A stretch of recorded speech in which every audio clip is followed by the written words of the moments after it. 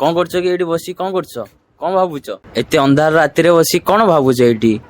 ଆରେ ତୁ ଡିଷ୍ଟର୍ବ କରନା ରେ ହେଲା ଯେତେବେଳେ କିଏ ଗୋଟେ ବୋଲିଲା ସେ ଡିଷ୍ଟର୍ବ କରୁଛି କିଏ କଣ ଭାବୁଛି ଆଉ। A few moments later. କଣ ହେଲା ଆଉଥରେ ଏଇଠି ଆସିକି ବସିକି ଭାବୁଛ? କଣ ହେଲା? କଣ ହେଇଛି? ଆରେ ତମେ ଡିଷ୍ଟର୍ବ କରନି ହେଲା କହିଲେ ବି ବୁଝୁନ କାହିଁକି? ଆରେ କାନ୍ଦୁଛ କାହିଁକି? ଏଠି ବସି କିଏ କଣ ଗୋଟେ ଭାବୁଛ? ଆରେ ତମର ଗାର୍ଲଫ୍ରେଣ୍ଡ ଅଛି? ଅଛି? ନା ନା ଆଉ ନାଇଁ ତ କା ବାଳୁ ଗାଇ ପଚାରୁଛ? ଯା ରାଗୁଛ କାହିଁକି?